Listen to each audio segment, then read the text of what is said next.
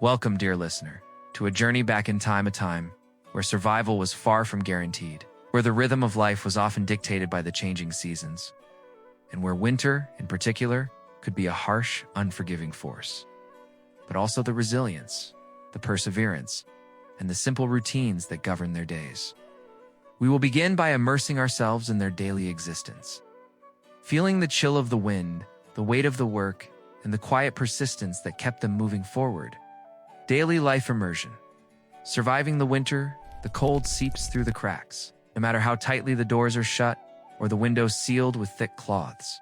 The peasants would bundle themselves in layers of wool, the fabric scratchy against their skin but necessary to protect them from the biting cold. The hearth was not enough to fully ward off the winter chill. Even so, it was a place to gather families huddled together in silence, each person contributing in their way to the maintenance of the home. A single ox-drawn cart trudges along a distant path, barely visible against the white expanse, its wheels crunching as it makes its way to the distant village for supplies, or perhaps to visit a neighboring family.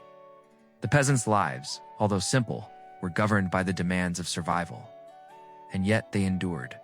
How did their personalities, their struggles, and their triumphs shape their survival in such brutal conditions? Day by day, they woke to face another stretch of the endless winter, relying on a mix of instinct, tradition, and deep connection to the land and their community. The cold is everywhere, and the only respite is the warmth of the hearth where the family gathers to rest, tell stories, and endure another long, freezing night. Inside, the hearth is the heart of the home, a warm, flickering fire that offers not only light, but also a chance to cook the meager meals that sustain the family through the winter months. The rhythm of their lives, though simple, was a testament to their resilience as they moved from one task to the next, day after day, winter after winter. The smell of wood smoke hangs in the air, a constant reminder of both comfort and danger. Fire was both a source of warmth and a potential hazard, a fine line between life and death in the harsh conditions. The lives of medieval peasants were not often romanticized, but they were full of an undeniable rhythm that connected them to their land, their communities, and their families. Imagine yourself transported to a medieval village, nestled in the shadow of a fortress or a small stone chapel, surrounded by fields that stretch endlessly in every direction. The stew, if made, would have been simmered over the fire for hours, the scent of cabbage or root vegetables mixing with the smoke. The tasks of everyday life did not stop simply because the weather was harsh. The fields may have been frozen, but there was still work to be done. Wood had to be chopped and stored, the animals tended to, and the home maintained. Work was exhausting, even in the best of conditions. But winter added a layer of difficulty that could feel insurmountable. In the colder months, vegetables were scarce, and many peasants relied on preserved food root vegetables stored in the ground, pickled foods, and salted meats that could last through the winter. The peasants also kept small animals like chickens or pigs that might provide them with fresh eggs or meat during the months when most other food was unavailable. It is winter, and the air is thick with the bite of the cold. The world outside is frozen, and the life of the peasants who call this place home is anything but comfortable. Yet within this unforgiving landscape, there is a quiet, steady persistence that marks the lives of those who lived here. As we venture into their world, let us not only observe the cold and hardships they endured. Our journey today will take us through 4 distinct segments, each offering a closer look at different aspects of peasant life during these long, bitter winters. As you step into the world of a medieval peasant, imagine the starkness of the landscape around you. The once vibrant colors of the fields are now muted under a blanket of snow. The air is sharp and biting, and each breath you take seems to crystallize before you.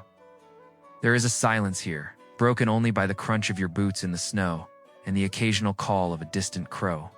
You are surrounded by the cold, an unrelenting presence that makes every moment feel heavier, slower. The homes of peasants during this time were simple, often small one-room cottages made of timber, thatch, or stone. You can almost feel the dampness of the air as it seeps through the stone walls. Meals, though simple, were a communal affair. Bread, cheese, and a meager vegetable stew made up the bulk of their diet. But winter was not just about keeping warm and feeding the body, it was about survival. Outside, the wind howls. There is no comfort in the barren landscape beyond the cottage walls. Fields lie dormant, covered in snow.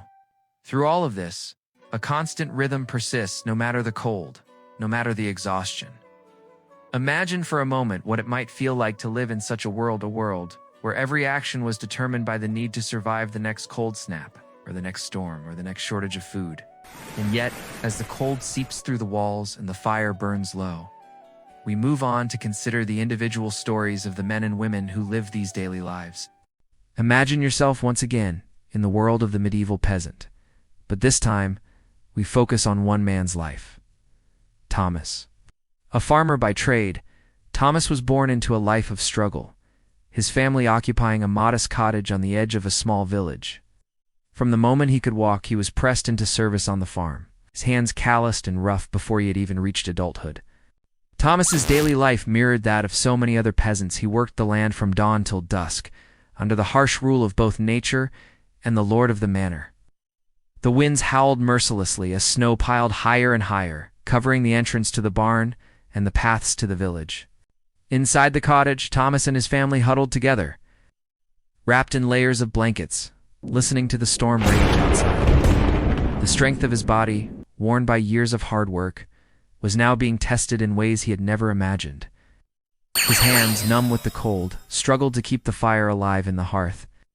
His breath, visible in the freezing air, was his only companion. Yet, despite the fatigue that seemed to weigh him down, Thomas pressed on. His family relied on him. His father had taught him that survival came from resilience, and Thomas was determined to honor that lesson. The fire, although fierce, could not seem to warm the room. On those rare occasions, the warmth of the sun on his face, even for just a moment, reminded him that life would return to normal. The harsh winter would eventually end, and with it, the promise of spring. His story, though individual, echoes the resilience of countless others who faced the cold, the isolation, and the hardships of life in a way that was both humbling and profound. But as his story shows, it was not just the physical challenges that defined these people, it was the spirit with which they faced them. The rhythm of the seasons would turn again, as it always did, and with it, a new hope. The bitter cold crept through the walls, and the howling wind outside only added to the growing sense of isolation. His life was defined by a quiet strength and ability to face the unimaginable day after day, with the knowledge that survival, though difficult, was a shared endeavor. It was not only his struggle, but the struggle of every peasant in his village. They lived this reality together, bound by the same hardships, united in their shared resolve to endure. His life was shaped by the seasons, each year offering a rhythm of planting, tending, and harvesting that was dictated entirely by the weather. Thomas could remember when he was younger, standing at the edge of the field as his father plowed the land. And just as Thomas continued to work the land after the storm subsided, so too did countless others rise each day to face their own battles. He could still hear the creak of the wooden plow as it cut through the earth, the scent of fresh soil mingling with the cool breeze.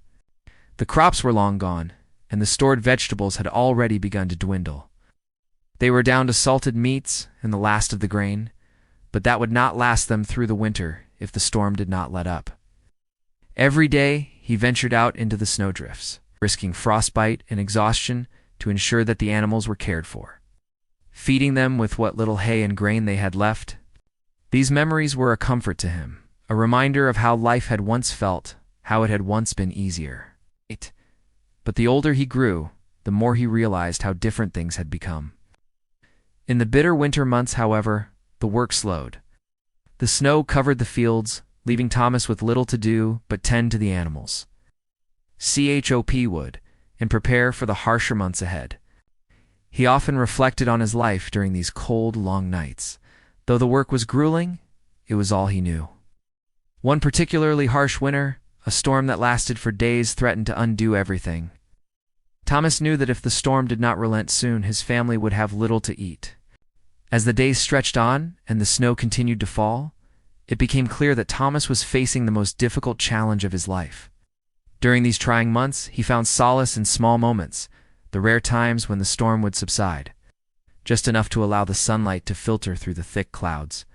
Thomas's story was not one of grand adventure or fortune, but of simple, unwavering perseverance. And so, as we follow Thomas through the darkest days of winter, we see not just a man fighting for his life, but a symbol of the medieval peasant experience. As the winter stretched on, so too did their perseverance, unbroken by the season's cruelty. As the long, brutal winter continued its hold over the medieval village, another layer of life unfolded in the form of traditions, festivals, and deep cultural practices.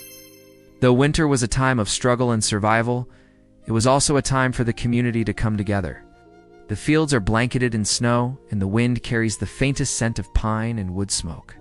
For many peasants, these festivals were a way to mark the passage of time, a reminder that the cycle of the seasons was still in motion.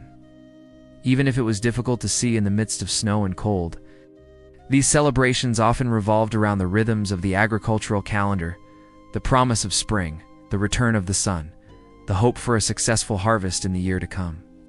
As you wander through the village, perhaps you overhear a conversation in the corner of the puba. Conversation about the old tale's salt was often sprinkled on the hearth to ward off evil spirits. Candles would be lit in every corner of the house to chase away the darkness. The belief in the power of light to protect from the shadowy forces that crept through the night was a core aspect of medieval life. Even in the face of hardship and cold, these small rituals provided a sense of control, a way to manage the fear and uncertainty that loomed in the depths of winter. The joy that came with the festivals was fleeting, temporary. The festivals might have offered moments of respite, but they were always followed by the grind of survival, reminding them that, for all the warmth of the fire and the joy of the festivities, the cold, relentless winter would eventually return. When the revelry faded and the fires went out, the peasants returned to their struggles. The following day would inevitably bring more chores, more work, and more cold. The contrast between the celebration and the harsh reality of life was stark, but it was part of the rhythm of existence. And the stories of spirits and folklore that haunted the darker months. Others spoke of the wild hunt, a spectral procession of hunters riding through the winter skies, chasing down lost souls. These tales were not just stories, they were woven into the fabric of life. They gave the peasants something to believe in, something to comfort them during the long nights when the world seemed dark and oppressive. For medieval peasants, the long, dark nights were a time for myth-making. In gathering as a community, there was a deep connection to the earth's cycles. Winter was both a time of hardship and a time of renewal. The festivals and rituals, though humble by modern standards, were steeped in meaning. They were not only about surviving the cold, they were about remembering that the cycle of life, death, and rebirth was always in motion, even during the hardest times. The supernatural world felt closer during these nights, and spirits both benevolent and malevolent were believed to walk the earth. It was a time when villagers told stories of wandering ghosts, ancient spirits, and the mysterious creatures of the forest. The homes are quiet, save for the crackling of fires and the murmur of voices inside. But as winter stretches on, the time comes for a break in the routine. A festival, perhaps celebrating the winter solstice or honoring a religious feast day, would be an annual event that gave the villagers something to look forward to, something beyond the hardships of survival. Cold weather, the harsh work, and the isolation might have made the days seem endless.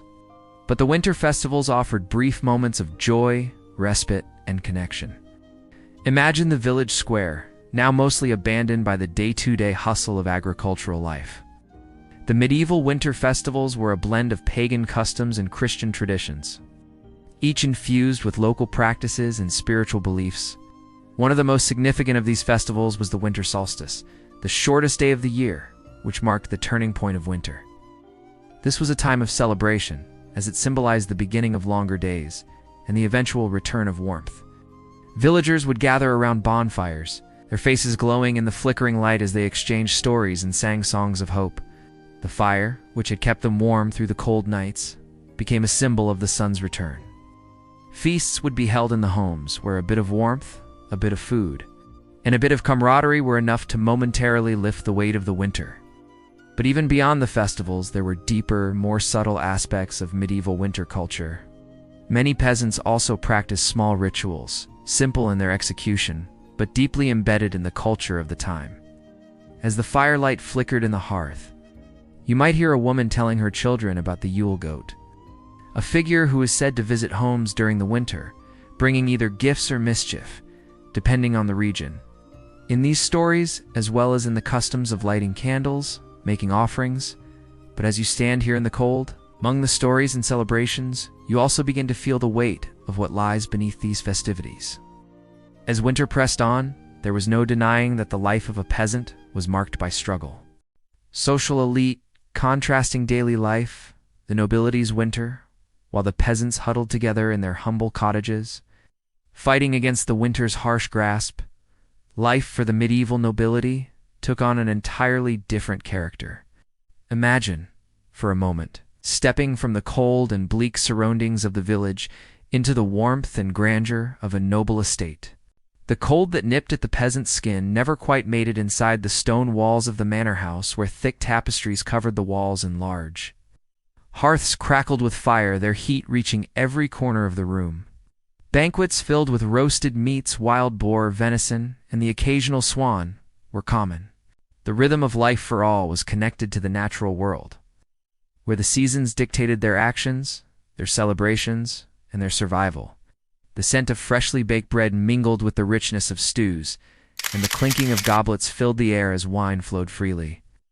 The peasants endured, relying on their families, their communities, and their tenacity.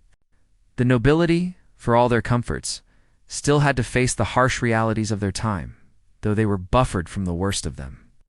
With servants to attend to every need, the lords and ladies of the estate could spend their winters in more leisurely pursuits.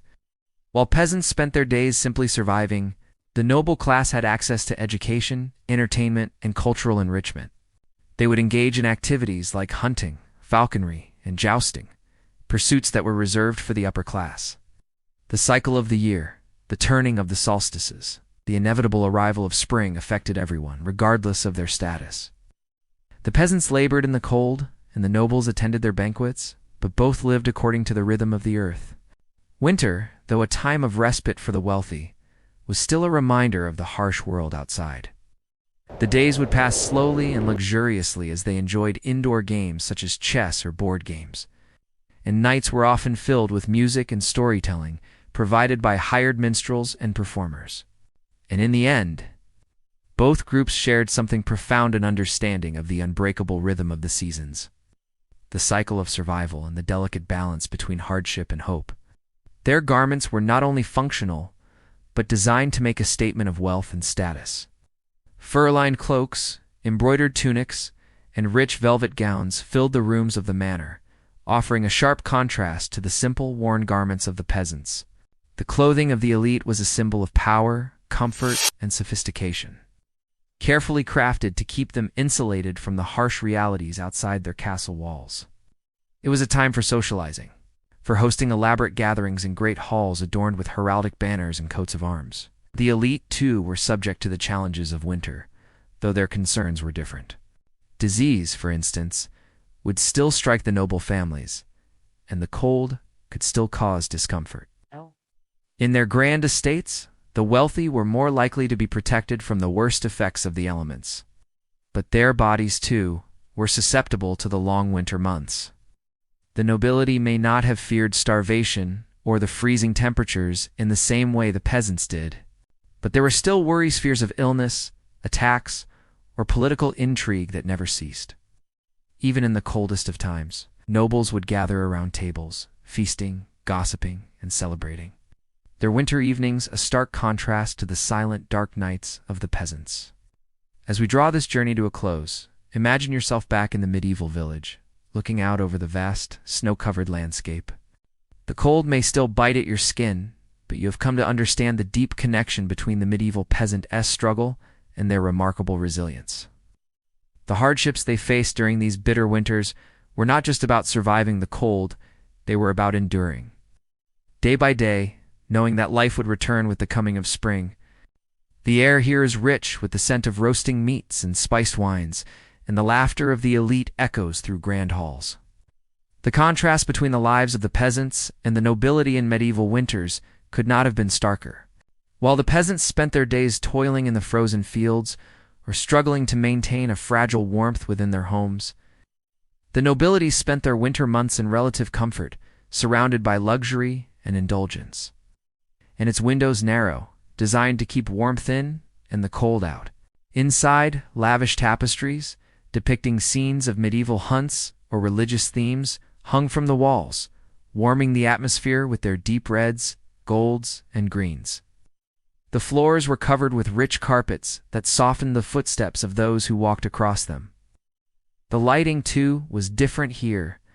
Dozens of candles lit the great hall, casting a warm, flickering glow on the faces of the gathered guests. There was no chill in the air here, no bitter wind to cut through the skin. The heat from the fires, the closeness of the hearths, and the abundance of food and drink made this a warm, welcoming world, in sharp contrast to the cold, barren fields outside. To them, winter was not a season of suffering. It was an opportunity for opulence, social gatherings, and, in some cases, escape from the pressures of court life. The nobleman's estate, a sprawling stone structure, stood as a fortress against the cold. Its walls thick, while the peasants struggled with the meager food left in their stores, the nobility dined on extravagant feasts. The winter months provided ample opportunity for indulgence, and though the life of the nobleman appeared to be one of ease with warmth, luxury, and plenty, there too was a quiet struggle. In this world so far removed from the comforts we know today, the rhythm of life was slow, constant, and unyielding. As the winter finally begins to release its grip and the warmth of spring whispers in the distance, we find ourselves looking back at the endurance, the perseverance, and the quiet triumph of those who lived in this time. And so, as you drift into a peaceful sleep, know that the cycle of life continues, just as it did in medieval times, quiet, persistent, and unbroken. But it wasn't only food and warmth that separated the two groups. The nobility had the luxury of time. Nobility also had access to better clothing, more luxurious fabrics like velvet and fine wool, which kept them warm even in the coldest months. But beneath the layers of luxury, there was still a quiet undercurrent of concern for survival. And yet, for all the difference in lifestyle, both groups, the peasants and the nobility, were bound by the rhythms of the seasons,